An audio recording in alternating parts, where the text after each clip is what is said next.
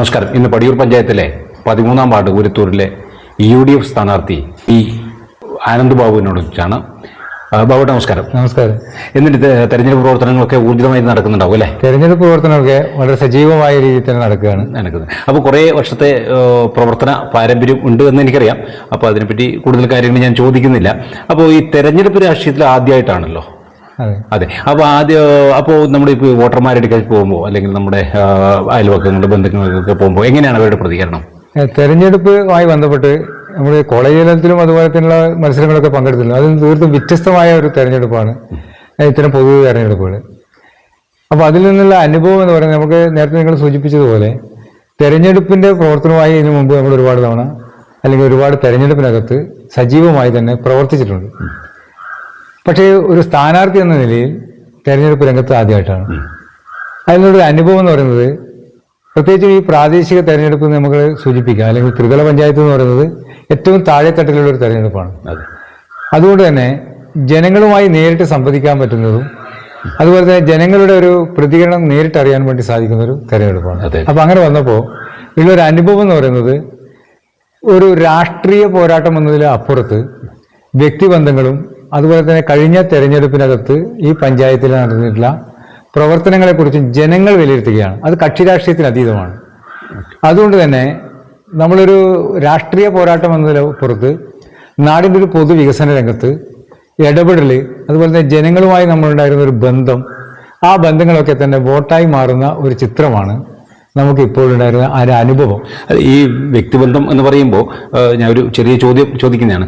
അപ്പോൾ ശരിക്കും ഒരു എതിർ സ്ഥാനാർത്ഥി എന്ന് പറയുന്നത്, LDFന്റെ എതിർ സ്ഥാനാർത്ഥി ശരിക്കും സഹോദരനാണ്, ഒരു ഏട്ടൻ്റെ അനിയൻ്റെ മക്കളാണെന്നാണ് എനിക്ക് തോന്നുന്നത് അല്ലേ? തീർച്ചയായും. അപ്പോൾ ശരിക്കും പറഞ്ഞാൽ രണ്ടുപേർക്കും അതിൻ്റെതായ ബന്ധങ്ങൾ നാട്ടിലുണ്ട് എന്നുള്ളതാണ് ഞാൻ മനസ്സിലാക്കുന്നത്.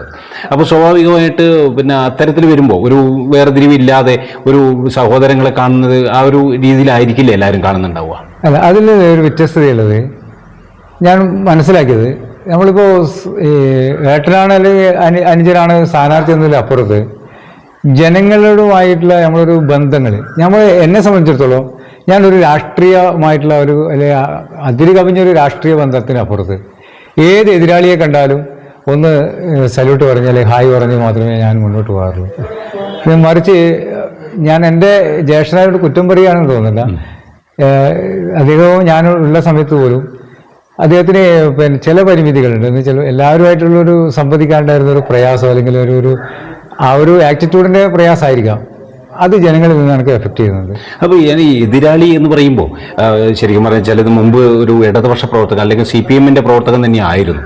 അപ്പോൾ ശരിക്കും ഒരു പാർട്ടി മാറി കോൺഗ്രസിലേക്ക് ചെന്നു. അപ്പോൾ ശരിക്കും എതിരാളി എന്ന് പറയുന്നത് ആദ്യ കാലഘട്ടത്തിൽ നമ്മുടെ ഒരു ഒന്നിച്ച് നടക്കുന്ന നമ്മുടെ സുഹൃത്തുക്കൾ തന്നെയാണ്. അപ്പോൾ അവരുടെയൊക്കെ വീടുകളിൽ പോകുമ്പോൾ നമുക്ക് ഒരു എതിരായിട്ട് അല്ലെങ്കിൽ നമ്മുടെ ഒരു എന്താ പറയുക, ഒരു ഇഷ്ടമല്ലാത്ത രൂപത്തിലുള്ള ഒരു പ്രതികരണം ഉണ്ടോ? ഇല്ല, ഒരിക്കലുമില്ല. കാരണം ഞാനിപ്പോൾ ഈ പറയപ്പെടുന്ന എൻ്റെ എതിരാളികൾ എന്ന് പറഞ്ഞാൽ എനിക്ക് എതിരാളികളില്ല ശരിക്കും, അല്ലെങ്കിൽ ഞാൻ എതിരാളിയായിട്ട് ആരെയും കാണുന്നില്ല. എല്ലാവരും വളരെ സൗഹാർദ്ദത്തോട് സ്നേഹത്തോട് നെഞ്ചോട് ചേർത്ത് പിടിക്കുമ്പോഴാണ് അവരുടെ എന്താണ്, അല്ലെങ്കിൽ ഞാൻ ഈ communist party of India Marxist അല്ലെങ്കിൽ CPIM വിടാനുണ്ടായിരുന്ന കാരണം എന്നത് ഇപ്പോഴാണ് അവർക്ക് യാഥാർത്ഥ്യം മനസ്സിലാക്കുന്നത്. ചെയ്യാതെ കുറ്റത്തിന് എൻ്റെ പേരിൽ ശിക്ഷ കെട്ടിവെച്ചിട്ടുണ്ടായിരുന്ന ഇത് അതിപ്പോൾ എല്ലാവർക്കും മനസ്സിലാവുകയും അതിൻ്റെ ഒരു പ്രതികരണം അല്ലെങ്കിൽ ആ ഒരു സ്നേഹം എന്നോട് കൂടുതൽ പ്രകടിപ്പിക്കുകയാണ്. അതുകൊണ്ട് ഞാൻ ഈ നാടിൻ്റെ നായകത്വം ഏറ്റെടുത്തുകൊണ്ട് ഈ നാടിൽ സേവകനായി വരണം എന്ന രീതിയിൽ ഇവിടുത്തെ എല്ലാ വിഭാഗവും, കക്ഷി രാഷ്ട്രീയത്തിലായി കോൺഗ്രസ് ആയിക്കോട്ടെ, CPM ആയിക്കോട്ടെ, BJPയിലുള്ളവർ പോലും ഈ നാടിന് മെമ്പറായി വരണം, ഈ നാടിൻ്റെ ഭരണസാരഥ്യം ഏറ്റെടുക്കണം എന്നുള്ള രീതിയിലുള്ള ഒരു പ്രതികരണമാണ് എനിക്ക് മനസ്സിലാക്കാൻ. നമ്മളിപ്പോൾ നിലവിൽ രാഷ്ട്രീയം എന്ന് പറയുമ്പോൾ രാഷ്ട്രീയത്തിലേക്കാൾ ഉപരി നമ്മുടെ നാടിൻ്റെ വികസനമാണ് പ്രശ്നം എന്നുള്ളതാണ് മുൻപ് പറഞ്ഞത്. അപ്പോൾ ശരിക്കും പറഞ്ഞാൽ നമ്മുടെ ഈ കഴിഞ്ഞ ഭരണസമിതി എന്ന് പറയുന്നത് LDFന്റെ കഴിഞ്ഞതല്ല, ഒരു 25 വർഷത്തോളമായി തുടർച്ചയായിട്ട് LDF ഭരിക്കുന്ന ഒരു പഞ്ചായത്താണ് നമ്മുടെ പഞ്ചായത്ത്. അപ്പോൾ മുമ്പ് നമ്മുടെ ഉളിക്കലും കൂടി ചേർന്ന് പഞ്ചായത്ത് വരുമ്പോൾ രണ്ടുപേരും മാറി മാറി ഭരിച്ചിട്ടുണ്ട്. അപ്പോൾ ഇപ്പം ഈ 25 വർഷ കാലഘട്ടത്തിലുള്ള വികസന പ്രവർത്തനങ്ങളും കഴിഞ്ഞ 25 വർഷത്തിന് മുമ്പുള്ള വികസന പ്രവർത്തനങ്ങളും, അതായത് ഞാനൊരു ഉദാഹരണം പറയുന്നത്, നമ്മൾ അല്ലെങ്കിൽ ഒരു 15 വർഷം മുമ്പുള്ള അതൊരു UDF MLA നമ്മളെ മേഖലയിൽ പ്രവർത്തിക്കുമ്പോഴും അതിനുശേഷം LDF MLA ഈ മേഖലയിൽ പ്രവർത്തിക്കുമ്പോൾ ഉണ്ടായ ഒരു മാറ്റങ്ങൾ, ആ മാറ്റങ്ങൾ എങ്ങനെയാണ്? അത് രണ്ടും വളരെ വ്യക്തമാണ് നമുക്ക്. കാരണം വെച്ചാൽ നമുക്കറിയാം KC ജോസഫ് MLA ആയിരിക്കുന്ന സമയത്ത് വന്നിട്ടുള്ള ഒരുപാട് പദ്ധതികൾ ഈ നാടിനകത്ത്, പ്രത്യേകിച്ച് നമുക്ക് എടുത്തു പറയാൻ പറ്റുന്ന ഒരുപാട് പദ്ധതികളുണ്ട്. ഏറ്റവും ഉദാഹരണത്തിന് നമുക്ക് പറയാം, ഇപ്പോൾ ആരോഗ്യരംഗം എടുത്ത് പരിശോധിച്ചാൽ നമ്മുടെ പഞ്ചായത്തിനകത്ത് ഈ പറയപ്പെടുന്ന ഊരത്തൂർ വാർഡിൽ തന്നെ PHC ഇപ്പോൾ വർക്ക് ചെയ്യുകയാണ്. ആ പദ്ധതി ഇവിടെ കൊണ്ടുവന്നത് KC ജോസഫാണ്. ആ പദ്ധതിക്ക് ആവശ്യമായിട്ടുള്ള എല്ലാ വിധത്തിലുണ്ടായിരുന്ന പിന്തുണയും അതുപോലെ തന്നെ അതിന് ആവശ്യമായിട്ടുള്ള സ്ഥലം ഉൾപ്പെടെ, എന്ന് വെച്ചാൽ 1 ഏക്കർ സ്ഥലം ആ സ്ഥലത്ത് ഈ ആശുപത്രി വരുന്നതിന് വേണ്ടി കൊടുത്തിരിക്കുന്നത് കോൺഗ്രസ്സുകാരനാണ്. നമ്മുടെ ഊരത്തൂരിലൊരു ശ്രീധരേട്ടനുണ്ട്, അദ്ദേഹത്തിൻ്റെ അച്ഛൻ്റെ സ്മരണാർത്ഥം അദ്ദേഹം കൊടുത്തിരിക്കുന്നത് 1 ഏക്കർ ആശുപത്രിക്ക് മാത്രമല്ല, അദ്ദേഹം ഇപ്പോൾ വരുന്ന നമ്മളെ വലിയൊരു കുടിവെള്ള പദ്ധതിയായിരിക്കുന്ന ആ കുടിവെള്ള KWന്റെ പദ്ധതിക്ക് വേണ്ടിയായി അദ്ദേഹം വിട്ടുകൊടുത്തിരിക്കുന്ന സ്ഥലം ഇന്നതിന് കോടികൾ വിലമതിക്കുന്നൊരു സ്വത്താണ്. അത് വിട്ടുകൊടുക്കുന്നത് കോൺഗ്രസ് ആണ്. അതുപോലെ തന്നെ അതിനാവശ്യമായിട്ടുള്ള ഫണ്ട് അനുവദിച്ചത് KC ജോസഫ് MLA ആയിരിക്കുന്ന സമയത്താണ്. ആ പദ്ധതിയൊക്കെ തന്നെ വന്നിരിക്കുന്നത് KC ജോസഫിൻ്റെ ആസ്തി വികസന ഫണ്ടിൽ നിന്നാണ്. അതുമാത്രമല്ല നമുക്കറിയാം അംഗൻവാടി, ഇവിടെ കല്യാട് അംഗൻവാടി ആയിക്കോട്ടെ, ഇവിടുത്തെ സാംസ്കാരിക നിലയത്തിന് സ്ഥലം വിട്ടുകൊടുത്തിരിക്കുന്നത് കോൺഗ്രസിൻ്റെ ആളുകളാണ്. അംഗൻവാടിയായും അതിനും അതുപോലെ തന്നെ മഹിളാ സമാജത്തിനും സ്ഥലം വിട്ടുകൊടുത്തിരിക്കുന്നത് അവിടുത്തെ മഹിളയുടെ അല്ലെങ്കിൽ കോൺഗ്രസ് നേതൃത്വം കൊടുക്കുന്ന ആ പ്രസ്ഥാനത്തിൻ്റെ ആളുകളാണ്. ഇപ്പോൾ പകൽ വിശ്രമ കേന്ദ്രം എന്ന് പറഞ്ഞുകൊണ്ട്, അല്ലെങ്കിൽ നമുക്കറിയാം നമ്മുടെ കല്യാട് തന്നെ ഇതേ വാർഡിൽ തന്നെ കഴിഞ്ഞ UDFന്റെ സ്ഥാനാർത്ഥിയായിരിക്കുന്ന സീതാദേവി അമ്മയാണ് അതിന് സ്ഥലം വിട്ടുകൊടുക്കുന്നത്. അപ്പോൾ ആ കോൺഗ്രസിന്റെ ഒരു മുഖമുദ്ര പതിപ്പിച്ചില്ല, അല്ലെങ്കിൽ ചുണ്ടപ്പ് വെക്കാതെ ഒരു പദ്ധതിയും ഇവിടെ വന്നു എന്ന് നമുക്ക് അവകാശപ്പെടാൻ വേണ്ടി സാധിക്കില്ല. പിന്നെ കുറേ പദ്ധതികൾ അതിന് ശേഷം EP ജയരാജൻ കൊണ്ടുവന്നിട്ടുണ്ട്, ഇല്ല നമ്മൾ പറയുന്നില്ല. പക്ഷെ ആ പദ്ധതികളൊക്കെ തന്നെ ഓരോന്നെടുത്ത് പരിശോധിക്കാം നമുക്ക്. എല്ലാ പദ്ധതികളും പാതി വഴിയിൽ ഉപേക്ഷിക്കപ്പെട്ടിട്ടുണ്ട്, അല്ലെങ്കിൽ ഇപ്പോൾ പാതി വഴിയിൽ നിൽക്കുകയാണ്. പൂർത്തീകരിച്ച പദ്ധതി ഏതാണെന്ന് ചോദിച്ചാൽ ഒന്നുപോലും എടുത്തു പറയാൻ വേണ്ടി സാധിക്കില്ല. കാരണം നമുക്ക് ഓരോന്നും വേണമെങ്കിൽ വിശദീകരിക്കാം. ഇപ്പോൾ ഈ നാടിന് ഏറ്റവും വലിയ അഭിമാന പദ്ധതിയായി പറയുന്ന അന്താരാഷ്ട്ര Ayurveda research centre Shaila teacher MLA ആയി നിൽക്കുമ്പോഴാണ് വന്നത്, മന്ത്രിയായിരിക്കുമ്പോഴാണ് വന്നത്. പക്ഷെ ആ പദ്ധതി ഇതിന് എത്രയോ വർഷങ്ങൾക്ക് മുമ്പ് തന്നെ ഉദ്ഘാടനം ചെയ്യുമെന്ന് പറഞ്ഞ് അത് നടത്തിക്കൊണ്ടിരിക്കുമ്പോഴും ഇന്നും ആ പദ്ധതിയുടെ സ്ഥലം ഏറ്റെടുക്കുന്നത് പോലും പൂർത്തിയാക്കാൻ വേണ്ടി സാധിച്ചിട്ടില്ല. 300 ഏക്കറിൽ കുറയാതെ സ്ഥലം ഏറ്റെടുത്തുകൊണ്ട് ആയുഷ് പദ്ധതിക്ക് കൊടുക്കുക എന്നുള്ളതാണ് കേന്ദ്ര ഗവൺമെന്റ് ഡ്യൂട്ടി അല്ലെങ്കിൽ ഉത്തരവാദിത്വം. ഇത് ഈ 311 ഏക്കർ സ്ഥലം അളന്ന് ഇത് കോമ്പൗണ്ട് വാളാക്കി ആ പദ്ധതി അവർ സമർപ്പിച്ചെങ്കിലും ഈ 311 ഏക്കറിൽ ഉൾപ്പെടുന്ന സ്ഥലം പോലും പൂർണ്ണമായി ഏറ്റെടുക്കുന്നതിന് വേണ്ടി സർക്കാരിന് സാധിച്ചിട്ടില്ല. ഇവിടെ ബ്ലാത്തൂർ പള്ളി കമ്മിറ്റിയുടെ സ്ഥലം ഏറ്റെടുക്കാൻ ബാക്കിയാണ് 4 ഏക്കർ. ഈ 311 ഏക്കറിൽ ഉൾപ്പെടുന്നതാണ്. എന്തിനധികം പറയുന്നത്, ഇപ്പോൾ നിലവിലവിടെ ബിൽഡിംഗ് എടുത്തുകൊണ്ടിരിക്കുന്ന സ്ഥലമുണ്ട്. ആ സ്ഥലം തന്നെ മുട്ടന്നൂരുള്ള ഒരു ശശിയേട്ടൻ്റെ ഉത്തരവാദിത്തത്തിലും അവകാശത്തിലും അധികാരത്തിലും പട്ടയം ഉൾപ്പെടെയുള്ള ഭൂമിയാണ്. ആ സ്ഥലം പോലും ഏറ്റെടുത്തിട്ടില്ല. ഇപ്പൊ നിലവിലുള്ള അന്താരാഷ്ട്ര ആയുർവേദ റിസർച്ച് സെന്റർ എന്ന് പറയുന്ന സ്ഥലം നിലവിൽ നിൽക്കുന്നത് ഈ ശശിയേട്ടൻ്റെ ഭൂമിയിലാണ്. അതുപോലെ വലിയ ഭീകരമായ ഒരു അവസ്ഥയാണ്. കാരണം അദ്ദേഹം എറണാകുളത്ത് ഹൈക്കോടതിയിലാണ് ഉള്ളത്. അദ്ദേഹത്തിന് അനുകൂലമായ നിലപാടിലേക്കാണ് കോടതി എത്തിച്ചേർന്നിട്ടുള്ളത്. അതുപോലെ അത് ഞാൻ നടക്കുന്ന ഇടപെടുകയാണ്. അത് ശരിക്കും പറഞ്ഞാൽ ഒരു പ്രായോഗികമായ ബുദ്ധിമുട്ട് ഉള്ള കാര്യമല്ലേ? അങ്ങനെ പ്രവർത്തനം നടക്കുമോ? അതായത് വേറൊരാളെ സ്ഥലത്ത് ആയുർവേദ റിസർച്ച് സെന്ററിന്റെ നിർമ്മാണ പ്രവർത്തനം അത് ഏറ്റെടുക്കാണ്ട് നടന്നു എന്ന് പറയുമ്പോൾ അത് എത്രത്തോളമാണ് നമുക്ക് വിശ്വാസം? അല്ല, അത് നമ്മൾ പറഞ്ഞത് വെറുതെ പറയുകയല്ല. നമുക്കിപ്പോൾ വേണമെങ്കിൽ നിങ്ങൾക്ക് തന്നെ ഓരോരുത്തരുടെയും പേഴ്സണലായിട്ട് വേണമെങ്കിൽ സമീപിക്കാം. അവരൊക്കെ തന്നെ കോടതിയിലാണുള്ളത്. ഇപ്പോൾ പറയപ്പെടുന്ന 311 ഏക്കർ സ്ഥലം അളന്ന് ഈ പറഞ്ഞ എൻ്റെ ഉൾപ്പെടെ ഞാൻ വില കൊടുത്ത് വാങ്ങി വെച്ച വ്യക്തമായ കൃത്യമായും പട്ടയം ഉൾപ്പെടെയുള്ള ഭൂമി ഉൾപ്പെടെ ഏറ്റെടുക്കാൻ ബാക്കിയാണ്. ഈ 311 ഏക്കർ സ്ഥലം അളന്ന് തിട്ടപ്പെടുത്തി ഒരു കോമ്പൗണ്ട് വാളാക്കുകയും ആ കോമ്പൗണ്ട് വാളിനകത്ത് വീട് ഉൾപ്പെടെയുള്ളത് ഏറ്റെടുക്കാനുണ്ട്. അതുപോലെ തന്നെ വ്യക്തമായ രേഖ ഉൾപ്പെടെ എല്ലാ കൈവശാവകാശവും ക്രയവിക്രയവും നടന്നുകൊണ്ടിരിക്കുന്ന ഭൂമി ഏറ്റെടുക്കാൻ ബാക്കിയാണ്. ഏകദേശം 48 ഏക്കർ സ്ഥലം ഈ പറയപ്പെടുന്ന 311 ഏക്കറിൽ ഉൾപ്പെട്ട സ്ഥലമാണ്. അതിന് കോമ്പൻസേഷൻ കൊടുത്തിട്ടില്ല, അത് ഏറ്റെടുത്തിട്ടില്ല. അത് ഞാൻ പറയാം, ഇത് വളരെ ഗൗരവത്തിൽ ഗവൺമെന്റ് ചർച്ച ചെയ്യപ്പെടേണ്ട വിഷയം എന്ന് വെച്ചാൽ ഇതൊരു സ്വകാര്യ വ്യക്തിയുടെ ഭൂമിയിലാണ് ഇപ്പോൾ നിർമ്മാണ പ്രവർത്തനം നടക്കുന്നത് എന്ന് പറഞ്ഞാൽ അത് നിഷേധിക്കാൻ വേണ്ടി ഒരു സർക്കാരിന് സാധ്യമായിട്ടുള്ള നിയമ നടപടിയായി മുന്നോട്ട് പോവുക. സർക്കാർ മുടക്കിയിരിക്കുന്ന ഈ കോടികളുടെയും ആസ്തിയുടെ ഉടമ എന്ന് പറയുന്നത് ഈ ശശിയേട്ടനാണ് ശരിക്കും ഇപ്പോഴും നിയമപരമായിട്ട്. കാരണം അദ്ദേഹത്തിന്റെ സ്വകാര്യ ഭൂമിയിലാണ് ഇപ്പോഴും നിർമ്മാണ പ്രവർത്തനം നടത്തുന്നത് എന്ന് പറഞ്ഞാൽ തന്നെ. അതുമാത്രമല്ല, കേന്ദ്ര ഗവൺമെന്റ് ഉദ്ദേശിച്ചത് ഇത് അന്താരാഷ്ട്ര നിലവാരമുള്ള ഒരു ആയുർവേദ റിസർച്ച് സെന്ററാണ്, ലോക നിലവാരത്തിലാണ്. അതുപോലെ തന്നെ കാണേണ്ടത് അന്ന് തറക്കല്ലിട്ടുകൊണ്ട് ബഹുമാനപ്പെട്ട മുഖ്യമന്ത്രി, അതുപോലെ തന്നെ ആരോഗ്യമന്ത്രി, കേരളത്തിലെ സമസ്ത മേഖലയിലെ എല്ലാ മന്ത്രിമാർ ഉൾപ്പെടെ 2019 കൊറോണയ്ക്ക് മുമ്പേ തന്നെ ഇതിന്റെ തറക്കല്ലിടൽ ചടങ്ങ് നടത്തിക്കൊണ്ട് പ്രഖ്യാപിച്ചത് 680 കോടി രൂപയുടെ പ്രോജക്റ്റാണ്. ഈ 650 കോടി രൂപ പ്രോജക്റ്റ് എന്ന് പറയുമ്പോൾ തന്നെ അപ്രോച്ച് എസ്റ്റിമേറ്റ് കണക്കിൽ അത് ആ പണി പൂർത്തീകരിക്കുമ്പോൾ 1000 കോടിയാണ് ആ പദ്ധതിക്ക് വേണ്ടി കേന്ദ്ര ഗവൺമെന്റ് നീക്കി വെക്കാൻ തീരുമാനിച്ചത്. അതിൽ ഹെലിപ്പാഡുണ്ട്, ഹെലികോപ്റ്റർ ഉൾപ്പെടെ ഇറങ്ങണം. കാരണം വെച്ചാൽ എയർപോർട്ടുമായി അടുത്ത ബന്ധമുള്ളൊരു സ്ഥലം, എയർപോർട്ടുമായി വളരെ അടുത്ത് ബന്ധം സ്ഥാപിക്കാനും അത് ഹെലിപ്പാഡ് ഉൾപ്പെടെ നിർമ്മിക്കാനും എല്ലാം വളരെ ഡീപ്പായിട്ടുള്ള ഒരു പ്രൊജക്റ്റായിരുന്നു. പക്ഷെ അവിടെ ഈ നമ്മളൊക്കെ പറയുന്നത് വികസന രാഷ്ട്രീയം ഉയർത്തിപ്പിടിക്കുമ്പോൾ അന്ധമായ രാഷ്ട്രീയം ഒഴിവാക്കണം. അതിലെല്ലാ കക്ഷി രാഷ്ട്രീയത്തെയും ഉൾപ്പെടുത്തണം. അത് കോൺഗ്രസ് ആയാലും ശരി, BJP ആയാലും ശരി, CPM ആയാലും ശരി, മറ്റ് ഇടതുപക്ഷമായാലും ഏത് രാഷ്ട്രീയ പ്രസ്ഥാനത്തിൻ്റെ ആളുകളെയും ഈ സാമൂഹികമായിട്ട് നിൽക്കുന്ന എല്ലാവരെയും കൂട്ടിയോജിപ്പിച്ചുകൊണ്ട് മാത്രമേ നാടിൻ്റെ ഏറ്റവും ഉയർന്ന നിലവാരത്തിലുള്ള ഒരു വികസനത്തിലേക്ക് എത്താൻ വേണ്ടി സാധിക്കൂ. അങ്ങനെ സാധിക്കാത്തതിൻ്റെ പേരിലാണ് കേന്ദ്ര സർക്കാർ ആ ഫണ്ട് മുഴുവൻ പിൻവലിച്ചത്. ഒരു ഗഡു മാത്രമേ കൊടുത്തിട്ടുള്ളൂ, വാങ്ങിക്കാൻ വേണ്ടി സാധിച്ചിട്ടുള്ളൂ, ബാക്കി കൊടുത്തിട്ടില്ല. കൊടുക്കാതിരിക്കാൻ പ്രധാന കാരണം ഒന്ന് ഭൂമി ഏറ്റെടുത്ത് കൊടുക്കുന്നതിൽ തന്നെ പരാജയപ്പെട്ടു.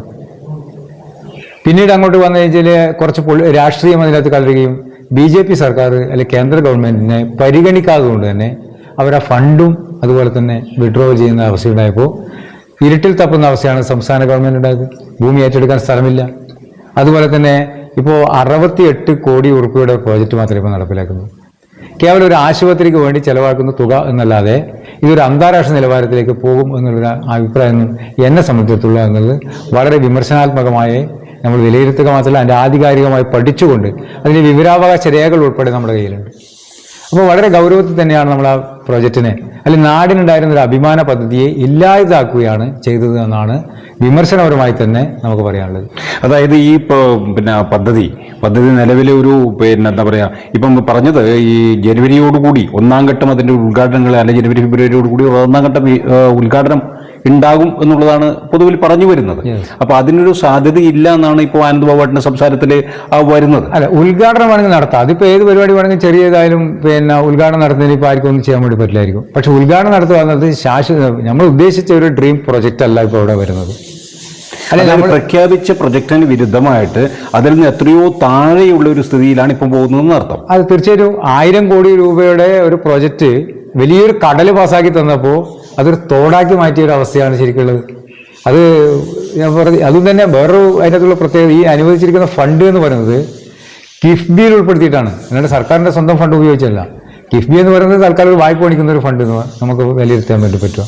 കിഫ്ബിയിൽ ഉൾപ്പെടുത്തിക്കൊണ്ടാണ് ഈ പറയപ്പെടുന്ന 68 കോടി രൂപ അതിന് അനുവദിച്ചത്. അത് തിരിച്ചു കൊടുക്കേണ്ട വിഷയമാണ്.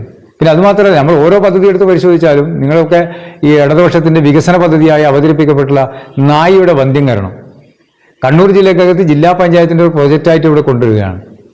ആ പ്രോജക്റ്റ് ഈ നാടിനകത്ത് കൊണ്ടുവന്നപ്പോൾ നമ്മൾ ആദ്യമൊക്കെ തന്നെ അതിനെപ്പറ്റി പഠിച്ചപ്പോഴാണ് അതിന്റെ ഗൗരവം മനസ്സിലായത്. കാരണം ഇത് പാപ്പിനിശ്ശേരി പഞ്ചായത്തിൽ നടപ്പിലാക്കിയ ഒരു പദ്ധതിയാണ്.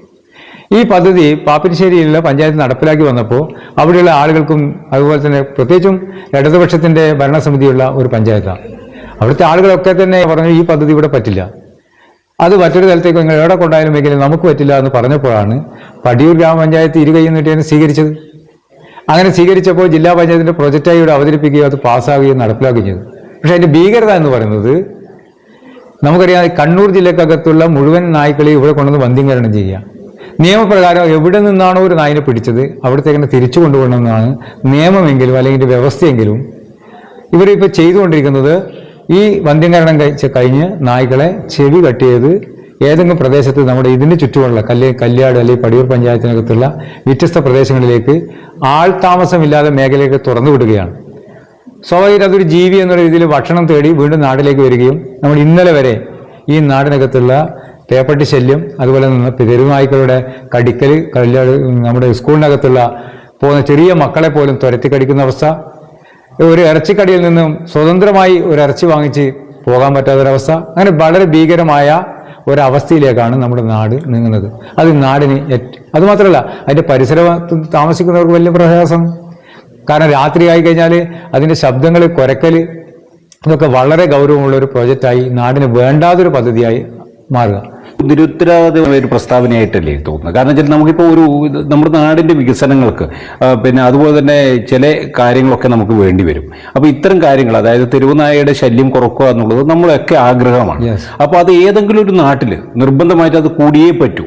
കാരണം ഈ പിന്നെ നമ്മൾ പടിയൂർ അല്ലെങ്കിൽ ഇരിക്കൂർ അല്ലെങ്കിൽ ഇരിട്ടി, എവിടെയായാലും ഇത്തരം പദ്ധതികൾ ഉണ്ടായാൽ മാത്രമേ നമുക്ക് ഈ തെരുവുനായ ശല്യത്തിൽ നിന്ന് നമുക്ക് മോചനം നേടാൻ സാധിക്കൂ. അപ്പോൾ ഞാൻ മനസ്സിലാക്കിയിടത്തോളം ഈ പിന്നെ തെരുവു നായ്ക്കളെ ഇവിടെ കൊണ്ടുവന്ന് വന്ധ്യംകരണം നടത്തി ആ നായ്ക്കളെ എവിടുന്നാണോ കൊണ്ടുവന്നത് അവിടെ എത്തിച്ചാൽ മാത്രമേ അവർക്ക് അതിൻ്റെ ഫണ്ട് പാസ്സാക്കി കിട്ടൂ എന്നുള്ളതാണ് ഞാൻ മനസ്സിലാക്കുന്നത്. അപ്പോൾ സ്വാഭാവികമായിട്ട് അവരുടെ കൊണ്ടുവന്ന് ഇറക്കി വിടുക എന്ന് പറയുമ്പം അതൊരു ശരിയായ ഒരു രീതിയാണെന്ന് എനിക്കൊരു തോന്നുന്നു. അത് മനസ്സിലാക്കേണ്ടത്, ഇതിൽ ഈ കൊണ്ടുവരലും കൊണ്ടുപോക്കും ഇതൊക്കെ തന്നെ റിക്കാർഡിക്കലി നമ്മളുടെ എഴുത്തുകുത്തുകളിൽ കറക്റ്റ് ആയിരിക്കാം. പക്ഷെ ഇവിടുത്തെ സാമാന്യമായിട്ടുള്ള അല്ലെങ്കിൽ ഇവിടുത്തെ ജനവിഭാഗങ്ങളോട് ആകെ തന്നെ അന്വേഷിച്ചാൽ മനസ്സിലാക്കാൻ വേണ്ടി സാധിക്കും, ഈ തെരുവ് നായ്ക്കൾ ഇന്നവരെ നാട്ടിൽ കണ്ടിട്ടില്ലാത്ത എത്രയോ നായ്ക്കൾ ഈ നാടിനകത്തേക്ക് പെരുകുകയാണ്. അത് പെരുകുകയാണെന്ന് മാത്രമല്ല, അതിന് ഒരു പരിഹാരമായിട്ട് ഇവർ കണ്ടുപിടിച്ചിട്ടുള്ള ഒരു വിദ്യ എന്ന് പറയുന്നത് പഞ്ചായത്തിൻ്റെ അനുമതിയോടുകൂടിയല്ല, അല്ലെങ്കിൽ മൗനാനുവാദം കൂടി അവരോട് സൈലന്റ് കില്ലറായി മാറുകയാണ്. ഈ നാടിനകത്തുള്ള തെരുവുനായികൾക്ക് വിഷം കൊടുത്തുകൊണ്ട് ഈ പറയപ്പെടുന്ന ആളുകൾ തന്നെ കൊന്നൊടുക്കുന്ന അവസ്ഥയും കൂടി നമുക്ക് കാണാൻ വേണ്ടി സാധിക്കുമെന്ന് ഞാൻ പറയുന്നതല്ല, ഈ നാടിനകത്തുള്ള ജനങ്ങൾ പറയുന്നതാണ്. എന്നിട്ട് അവർ തന്നെ അതിനെ കൊന്നൊടുക്കുകയും അതിനെ മറ്റുള്ള രീതിയിൽ മറവ് ചെയ്യുകയും ഒക്കെ ചെയ്യുന്ന അവസ്ഥ നമ്മുടെ നാട്ടിനകത്തുണ്ട്. അത് വളരെ ഗൗരവമാണ്. കാരണം എന്ന് വെച്ചാൽ ഇതിനെ പിടിച്ച് ഇവിടെ കൊണ്ടുവന്ന് വന്ധ്യംകരണം ചെയ്ത് അതിനുണ്ടായിരുന്ന ഒരുപാട് വലിയ സാമ്പത്തിക ബാധ്യത, ആ സാമ്പത്തിക ബാധ്യതയൊക്കെ തന്നെ നമ്മൾ പഞ്ചായത്ത് തലത്തിൽ അല്ലെങ്കിൽ ജില്ലാ പഞ്ചായത്ത് ആയിക്കോട്ടെ ഏത് തലത്തിലായാലും നമ്മുടെയൊക്കെ തന്നെ ഫണ്ട് ഉപയോഗപ്പെടുത്താൻ ചെയ്യുകയും അതിനുശേഷം ഇതൊരു ശല്യമാണ് എന്ന് തോന്നി ജനം ചർച്ച ചെയ്യുമ്പോൾ വിഷം കൊടുത്ത് കൊന്നുകൊണ്ട് ഇവിടെ തന്നെ കുഴിച്ചു മൂടുകയും ചെയ്യുന്ന ഒരു അവസ്ഥ ഈ നാട്ടിനകത്തുണ്ട് എന്നുള്ളത് ഞാൻ പറയുകയല്ല, ഈ നാട്ടിലെ ജനങ്ങൾ പറയുകയാണ്. അതൊരു സർവേ നടത്തി നോക്കിയോ നിങ്ങൾ? അല്ല, സ്വാഭാവികമായിട്ട് അത്തരം കാര്യങ്ങൾ ഇപ്പം പിന്നെ ഒരു ഗൗരവമായ ഒരു കാര്യമാണ് പറഞ്ഞത്. അതായത് തെരുവ് നായ്ക്കളെ കൊന്ന് ഇവിടെ തന്നെ കുഴിച്ചു മൂടുന്നൊരു സ്ഥിതി ഉണ്ട്. അപ്പോൾ ഒരു സാമൂഹ്യ പ്രവർത്തനം അല്ലെങ്കിൽ രാഷ്ട്രീയ പ്രവർത്തനം അതിന് നേതൃത്വം കൊടുക്കുന്ന ആൾ എന്ന നിലയിൽ അത് നമ്മൾ പ്രതികരിക്കേണ്ടതല്ലേ? അപ്പോൾ അത്തരത്തിലുള്ള പ്രതികരണം ഈ കോൺഗ്രസിന്റെ ഭാഗത്തുനിന്നോ അല്ലെങ്കിൽ പ്രതിപക്ഷ കക്ഷികളുടെ ഭാഗത്തുനിന്നോ ഉണ്ടായിട്ടുണ്ടോ? നമ്മൾ പ്രതികരിക്കുക എന്ന് പറഞ്ഞാൽ നമ്മൾ ഈ പറയപ്പെടുന്ന ആളുകളോടൊക്കെ തന്നെ പറയും, നിങ്ങൾ ഈ ചെയ്യുന്നത് വളരെ ക്രൂരതയാണ്. ഈ പറയപ്പെടുന്ന രീതിയിൽ വിഷം കൊടുത്ത് കൊല്ലുന്ന ഒരു അവസ്ഥയുണ്ട് എന്നുള്ളത് നാട്ടിനകത്ത് പ്രചരിച്ചിരിക്കുകയാണ്. അതുകൊണ്ട് തന്നെ ഇത്തരത്തിലുള്ള നടപടിക്ക് പകരം നിങ്ങൾ അതിനെ നേരായ വഴിയിലൂടെ എവിടെ നിന്നാണോ നായ്ക്കളെ പിടിച്ചിരിക്കുന്നത് അവിടെ തന്നെ തിരിച്ചു കൊണ്ടുപോകണം എന്നുള്ള നിർദ്ദേശവും ഉപദേശവും ഒക്കെ തന്നെ ഒരു പൊതുപ്രവർത്തകൻ എന്ന നിലയിൽ ഞാൻ തന്നെ നേരിട്ട് അവരോട് പറഞ്ഞിട്ടുണ്ട്. ഇതിന് ബന്ധപ്പെട്ട ആളുകളോട് അവിടെ പോയി പറഞ്ഞിട്ടുണ്ട്. അതുകൊണ്ട് അവർക്ക് പക്ഷേ നമുക്കതിന് തെളിവ് ആയിട്ട് എന്ത് കൊടുക്കാൻ പറ്റും? നമ്മളിത് ഫോട്ടോ എടുത്ത് വെച്ചിട്ടൊന്നുമില്ല. ഇവിടുത്തെ ആളുകൾ തന്നെ അല്ലെങ്കിൽ നമ്മൾ ഓരോ നാട്ടിനകത്തേക്ക് പോകുമ്പോൾ ഇവിടുന്ന് കല്യാണം നിന്ന് ഊരത്തൂരേക്ക് പോകുമ്പോൾ റോഡ് സൈഡിലേക്ക് കാണുന്ന പുതിയ നായ്ക്കളെ കാണുമ്പോൾ തന്നെ പറയും ഇത് എവിടുന്ന് വന്നു ഒക്കെ ചർച്ച ചെയ്യുമ്പോൾ ഇവിടെ കൊണ്ട് നടക്കുകയാണ്. സ്വാഭാവികമായിട്ട് പടിയൂർ കല്യാട് പഞ്ചായത്തിനെ സംബന്ധിച്ചിട്ട് ഏറ്റവും കൂടുതൽ വികസനം നടന്നൊരു പ്രദേശം എന്ന് പറയുന്നത് ശരിക്കും പറഞ്ഞാൽ നമ്മൾ വിലയിരുത്തുന്നത് കല്യാട് മേഖല തന്നെയാണ്. കല്യാട് ഇപ്പം നിലവിലൊരു വ്യവസായ പാർക്ക് ഏകദേശം ഒരു 700 ഏക്കറോളം സ്ഥലം വ്യവസായ പാർക്കിന് വേണ്ടി ഏറ്റെടുത്തുകൊണ്ട് വരുംകാല വികസനത്തിന് നേതൃത്വം കൊടുത്തുകൊണ്ട് മുന്നോട്ട് പോകുന്നുണ്ടെന്നുള്ളതാണ് മനസ്സിലാക്കുന്നത്. അപ്പോൾ സ്വാഭാവികമായിട്ട് ഇപ്പം എന്തൊക്കെ പറഞ്ഞാലും നമുക്ക് രാഷ്ട്രീയ വിരുദ്ധാഭിപ്രായങ്ങൾ ഉണ്ടാകാം. വികസനം നടന്നില്ല എന്നുള്ള വിരുദ്ധാഭിപ്രായം ഉണ്ടാകും. എങ്കിലും ഒരു മെമ്പറായി മാറുകയാണെങ്കിൽ അപ്പോൾ മെമ്പറെ എന്താണ് നമുക്ക് ജനങ്ങളോട് മുന്നോട്ട് വെക്കാനുള്ളത്? അതെ, നമുക്ക് മെമ്പറെ അതിനെ പറ്റി പറയുന്നതിന് മുമ്പ് ഒറ്റൊരു കാര്യം കൂടി ഞാൻ സൂചിപ്പിക്കാൻ ഉദ്ദേശിക്കുകയാണ്. നമുക്കറിയാം, ഇപ്പോൾ എൻ്റെ കയ്യിൽ ഒരുപാട് വിഷ്വൽസ് ഉണ്ട്. നമുക്ക് വേണമെങ്കിൽ കോപ്പി ചെയ്ത് തരാം. ആ വിഷ്വൽസിലൊക്കെ തന്നെ നമുക്കറിയാം, ഇപ്പോൾ കല്യാട് ഈ കള്ളി ഷാപ്പിനോട് ചേർന്നിട്ട് നമ്മളൊരു വ്യവസായ മിനി ഇൻഡസ്ട്രിയൽ എസ്റ്റേറ്റിന് വേണ്ടി പഞ്ചായത്ത് സ്ഥലം എടുത്തിട്ടുണ്ട്. അതിലിപ്പോഴും അതിൻ്റെ ചെറിയ ചെറിയ ഫില്ലറുകളൊക്കെ താഴെ വാർത്തതായിട്ട് നമുക്ക് കാണാൻ വേണ്ടി സാധിക്കും. പക്ഷെ എന്നാൽ അതിനകത്ത് ഒരു ഇഞ്ച് മുന്നോട്ട് പോകാൻ വേണ്ടി സാധിച്ചില്ല. അവസാനം ആയുർവേദ സ്ഥലം ഏറ്റെടുക്കുമ്പോൾ ആ സ്ഥലം മൊത്തം അവർ വിൽപ്പന നടത്തി അല്ലെങ്കിൽ ആയുർവേദം ഏറ്റെടുത്തുകൊണ്ട് അതിൻ്റെ ഫണ്ട് മുഴുവൻ പഞ്ചായത്തിലേക്ക് കിട്ടി. പക്ഷെ അതേ പ്രോജക്റ്റ് മറ്റൊരു സ്ഥലത്തേക്ക് നടപ്പിലാക്കുന്നതിന് ആവശ്യമായിട്ടുള്ള എന്തെങ്കിലും നടപടി പഞ്ചായത്ത് എടുത്തു എന്ന് കാണിച്ചു തരാൻ വേണ്ടി സാധിക്കില്ല. ഒരു നടപടി എടുത്തില്ല, മാത്രമല്ല ആ ഫണ്ട് തന്നെ കംപ്ലീറ്റ് തിരിമറി നടത്തുകയാണ് ചെയ്തതെന്നാണ് നമ്മൾ മനസ്സിലാക്കുന്നത്. കാരണം വെച്ചാൽ അത്തരത്തിലുണ്ടായിരുന്ന ഒരു പ്രോജക്റ്റ് അല്ലെങ്കിൽ ആ ഒരു സ്ഥലം വിൽപ്പന നടത്തി ആയുർവേദം ഏറ്റെടുത്തുകൊണ്ട് ഫണ്ട് പഞ്ചായത്തിന്റെ അക്കൗണ്ടിൽ വന്നാൽ അതിന് ബദലായി അത്തരത്തിലുണ്ടായിരുന്ന പ്രോജക്റ്റ് ഇവിടെ നടപ്പിലാക്കാൻ വേണ്ടി ഇന്നവരെ സാധിച്ചിട്ടില്ല. ഇനി നമ്മൾ മറ്റൊരു വ്യവസായ പ്രോജക്റ്റിനെ കുറിച്ച് പറയുമ്പോൾ നമുക്ക് സൂചിപ്പിക്കാതെ പോകാൻ പറ്റില്ല. ഇപ്പോൾ നമുക്കറിയാം, ഇതിനെത്രയും മുമ്പ് AP അബ്ദുള്ളക്കുട്ടി MP ആയിരിക്കുന്ന സമയത്ത് ഇവിടെ ഒരു തൊഴിൽശാല കണ്ടെത്തുന്നതിന് വേണ്ടിയാണ് നമുക്ക് നെയ്ത്ത് പരിശീലനത്തിന് വേണ്ടി ഖാദി ഗ്രാമ വ്യവസായവുമായി ബന്ധപ്പെട്ടുകൊണ്ട് ഒരു തൊഴിൽ സ്ഥാപനം ആരംഭിച്ചു. അങ്ങനെ ആരംഭിച്ച് കുറച്ചു ആളുകൾക്ക് തന്നെ ഈ നെയ്ത്ത് പരിശീലിപ്പിക്കുകയും, പക്ഷെ അത് ക്രമേണ അടച്ചുപൂട്ടുന്നൊരു അവസ്ഥയും ഉണ്ടാവുക മാത്രമല്ല, അതിപ്പോൾ ഒരു പ്ലാസ്റ്റിക് മാലിന്യങ്ങളുടെ കൂമ്പാരമായി ആ ബിൽഡിംഗ് മാറി. ആ ആദ്യത്തെ തൊഴിൽ സംരംഭം എന്നുണ്ടെങ്കിൽ അല്ലെങ്കിൽ ഒരു വ്യവസായ സംരംഭം എന്നുള്ളിൽ അത് അടച്ചുപൂട്ടി ഇതൊരു പ്ലാസ്റ്റിക് സംസ്കരണ കേന്ദ്രമാക്കി, അല്ലെങ്കിൽ പ്ലാസ്റ്റിക്കിന്റെ മാലിന്യങ്ങളുടെ കൂമ്പാരമാക്കി അത് മാറ്റുക അവസ്ഥ. ഇനി പ്ലാസ്റ്റിക്കിന്റെ തന്നെ പറയാം നമുക്ക്. കഴിഞ്ഞ കുറച്ച് വർഷങ്ങൾക്ക് മുമ്പേ ഈ നമ്മുടെ ഇതൊക്കെ വീടുകളിൽ നിന്ന് ശേഖരിച്ചു കൊണ്ടുപോകുന്ന പ്ലാസ്റ്റിക് ഒക്കെ തന്നെ ശേഖരിച്ച് അത് നമ്മുടെ ഈ നാടിനകത്ത് വെച്ചിട്ട് ശരിക്കും ഒരു വലിയൊരു തീപിടുത്തമുണ്ടായി ദിവസങ്ങളോളം നിന്ന് കത്തുന്നൊരവസ്ഥയുണ്ടായി. അപ്പോൾ നമ്മളത് പരാതി കൊടുത്തിട്ടുണ്ട്, ഫയർഫോഴ്സിന് പരാതി കൊടുത്തിട്ടുണ്ട്, കളക്ടർക്ക് പരാതി കൊടുത്തിട്ടുണ്ട്, പഞ്ചായത്ത് പരാതി കൊടുത്തിട്ടുണ്ട്, പോലീസ് സ്റ്റേഷന് പരാതി കൊടുത്തിട്ടുണ്ട്, ബന്ധപ്പെട്ട എല്ലാ ഡിപ്പാർട്ട്മെന്റ് പൊല്യൂഷൻ കൺട്രോൾ ഉൾപ്പെടെ നമ്മൾ പരാതിയായി പോയിട്ടുണ്ട്. അങ്ങനെ പോയപ്പോൾ പോലും പഞ്ചായത്ത് എന്തെങ്കിലും തരത്തിലുള്ള ഒരു അന്വേഷണം നടത്താൻ, എങ്ങനെയാണ് അത് കത്തിയത് എന്ന് അന്വേഷിക്കാനോ, അല്ലെങ്കിൽ അതുമായി ബന്ധപ്പെട്ടുള്ള അവിടുത്തെ വാച്ച്മാനെതിരെ ഒരു നടപടിയെടുക്കാൻ, അവിടുത്തെ ജീവനക്കാരെ കുറിച്ചുള്ള ഒരു അന്വേഷണം നടത്താൻ ഇന്ന് വരെ തയ്യാറാകാത്ത ഒരു പഞ്ചായത്താണ് നമ്മുടേത്. അപ്പോൾ നമ്മളൊക്കെ തന്നെ ആരോപിച്ചത് മനഃപൂർവ്വം ഉണ്ടാക്കിയിരുന്ന ഒരു തീയാണത്, അങ്ങനെ അത് കത്തി ചാമ്പലായി അതിൻ്റെ അകത്ത് കുറേ അഴിമതി നടന്നിട്ടുണ്ട് എന്നുള്ള ഒരു ആരോപണം കൂടി, അല്ലെങ്കിൽ നമ്മളത് അന്നേ അവതരിപ്പിച്ച് ഇന്ന് പറയുന്നതല്ല, അല്ലെങ്കിൽ ഒരു തെരഞ്ഞെടുപ്പിൻ്റെ മുഖത്ത് നിന്ന് സംസാരിക്കുന്നതല്ല. അന്ന് നമ്മളത് വളരെ വിശദമായി തന്നെ പറയുകയും ചെയ്യുകയും ചെയ്തിട്ടുണ്ട്. പക്ഷേ അതിനൊക്കെ തന്നെ മുഖവിലക്കെടുക്കാൻ ഒരു തരത്തിലും ഈ പഞ്ചായത്ത് ഭരണസമിതിയോ അല്ലെങ്കിൽ ബന്ധപ്പെട്ട ആളുകളോ തയ്യാറായില്ല. നമുക്കറിയാം, വെറുതെ പറയുകയല്ല, ഇതതിൻ്റെ ഒരു വിഷ്വൽസാണ്. ഈ പ്ലാസ്റ്റിക് നമ്മുടെ ശേഖരിച്ചുകൊണ്ട് നമ്മുടെയൊക്കെ വീട്ടുകളിൽ നിന്ന് കൊണ്ടുപോയതാണ്. അത് കംപ്ലീറ്റ് കത്തി ചാമ്പലായി എന്ന് മാത്രമല്ല, ഇതിൻ്റെ ഏറ്റവും വലിയൊരു ഗൗരവം എന്ന് വെച്ചാൽ ഒരു 100 വർഷത്തേക്ക് കൊണ്ടുള്ള അന്തരീക്ഷ മലിനീകരണം ഉണ്ടാക്കിയിട്ടുണ്ട്. ആർക്കെതിരെ നടപടിയെടുത്തിട്ടുള്ളത്? ഒരാൾക്കെതിരെ നടപടിയെടുത്തിട്ടില്ല, ഒരു അന്വേഷണം നടത്തിയിട്ടില്ല. നമ്മൾ കൊടുത്ത പരാതി പോലും ഗൗനിക്കുന്നതിന് വേണ്ടി ഇവർ തയ്യാറായിട്ടില്ല. ഇതാണ് ഇതിൻ്റെ ഒരു അവസ്ഥ. കുടിവെള്ള പദ്ധതി എടുക്കാൻ നമുക്ക്, അതുപോലെ തന്നെ സാംസ്കാരിക നിലയം നമുക്ക് പരിശോധിക്കാം. ആ സാംസ്കാരിക അടച്ചുപൂട്ടി വായനശാല ഇല്ലാണ്ടാക്കി അത് കൃഷി ഓഫീസായി. സീതാദേവി അമ്മ കൊടുത്തു എന്ന് പറയുന്ന ഒരു പ്രായമായവർക്ക് പകൽ വിശ്രമ കേന്ദ്രം തുടങ്ങാൻ വേണ്ടി കൊടുത്തിരിക്കുന്ന അത് അടച്ചുപൂട്ടി ഇപ്പോൾ അവിടെ സർവേ ഓഫീസാക്കി മാറ്റി. അങ്ങനെ ഓരോ പദ്ധതികളും പൂർത്തീകരിക്കുന്നതിന് വേണ്ടിയോ അല്ലെങ്കിൽ നാടിന് ശരിയായ രീതിയിൽ സമർപ്പിക്കുന്നതിന് വേണ്ടിയോ ഇന്ന് വരെ പടിയൂർ ഗ്രാമപഞ്ചായത്തിൻ്റെ ഭരണസമിതിക്ക് സാധിച്ചിട്ടില്ല എന്നുള്ളത് വളരെ വിമർശനാത്മകമാണ്. അത് ഈ നാടിനകത്താകെ തന്നെ ചർച്ചാ വിഷയമാണ്. ജനങ്ങളെല്ലാം ഈ തെരഞ്ഞെടുപ്പിനകത്ത് അത്തരത്തിൽ തന്നെ പ്രതികരിക്കാനും പ്രതിഷേധിക്കാനും പ്രതിഷേധ വോട്ടുകളായി കക്ഷി രാഷ്ട്രീയത്തിനതീതമായി മാറാൻ വേണ്ടി പോകുന്ന ഒരു ചിത്രമാണ് ഈ തെരഞ്ഞെടുപ്പ് കാണാൻ. ഇപ്പം പടിയൂർ പഞ്ചായത്തിനെ സംബന്ധിച്ചിട്ട് ഒരു പഞ്ചായത്ത് മെമ്പർമാരുടെ ഒരു അംഗബലം എടുത്തു കഴിഞ്ഞു കഴിഞ്ഞാൽ ശരിക്കും പറഞ്ഞാൽ വളരെ ചെറിയ അംഗബലമാണ് UDF നുള്ളത്. അപ്പോൾ ആ അംഗബലത്തിൽ നിന്ന് നമ്മളൊരു വല്ലാത്തൊരു കുതിച്ചുചാട്ടം ഉണ്ടാകുമെന്നും നമ്മളൊരു UDF ഒരു എന്താ പറയുക ഒരു പഞ്ചായത്ത് ഭരണം കൈയാളാൻ സാധിക്കുമെന്ന് പ്രതീക്ഷിക്കുന്നുണ്ടോ? തീർച്ചയായും. എന്തുകൊണ്ടാണെന്ന് ചോദിച്ചാൽ നമ്മുടെ 25 വർഷമായി നമ്മുടെ പഞ്ചായത്ത് ഇടതുപക്ഷം മാത്രം ഭരിക്കുകയാണ്. ഞാൻ നേരത്തെ നിങ്ങൾ തന്നെ സൂചിപ്പിച്ചതുപോലെ നമ്മളിൽ നിന്ന് വിഭജിച്ചു പോയതാണ് ഉളിക്കൽ പഞ്ചായത്ത്.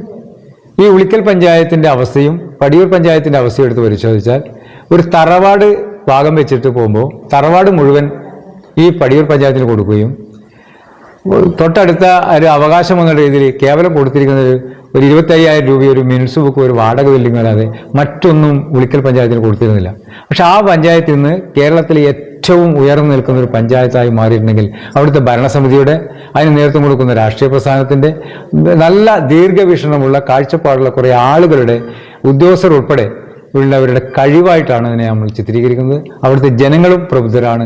ആ തരത്തിലുണ്ടായിരുന്ന പ്രബുദ്ധരായ ജനങ്ങൾ ഇവിടെയും ഉണർന്നു വന്നിരിക്കുന്നു എന്നുള്ളതിന്റെ തെളിവാണ് ഈ വരുന്ന തെരഞ്ഞെടുപ്പ് നമുക്ക് കാണാൻ. ഇപ്പോൾ ഒരു ഭരണരംഗത്തേക്ക് വരികയാണെങ്കിൽ അപ്പൊ നമുക്കിപ്പോ അങ്ങനെ തെരഞ്ഞെടുപ്പിനെ നേരിടുന്നതാണ്. തുല്യശക്തികളായിട്ട് മത്സര രംഗത്തേക്ക് ഉള്ളതാണ്. മാത്രമല്ല LDF ഒരു മേൽക്കോയ്മ അല്ലെങ്കിൽ മേധാവിത്വമുള്ളൊരു മേഖലയാണ്. അപ്പൊ അങ്ങനെ വരികയാണെങ്കിൽ എന്തെല്ലാം വികസന പ്രവർത്തനങ്ങളാണ് നമുക്ക് ഏറ്റെടുത്ത് നടത്താൻ പറ്റുക എന്നാണ് ജനങ്ങളോട് പറയാൻ പറ്റുക? തീർച്ചയായും നമ്മൾ വികസനം എന്നുള്ളൊരു കാഴ്ചപ്പാടിൽ തന്നെ നമ്മൾ മാറ്റം വരുത്തേണ്ടതുണ്ട്. കാരണം നമ്മളെല്ലാവരും വികസനത്തെക്കുറിച്ച് ചർച്ച ചെയ്യുമ്പോൾ റോഡ്, പാലം, ബിൽഡിങ് ഇതൊക്കെയാണ് നമ്മൾ വികസനമായി നമ്മൾ ചർച്ച ചെയ്യപ്പെടുന്നത്. എന്നാൽ എൻ്റെ ഒരു വീക്ഷണത്തിൽ തീർച്ചയായും വികസനം എന്ന് പറയുന്നത് അതല്ല. നമുക്ക് ഏറ്റവും അടിസ്ഥാനപരമായി വേണ്ടത് പുതിയൊരു തലമുറ വളർന്നു വരികയാണ്.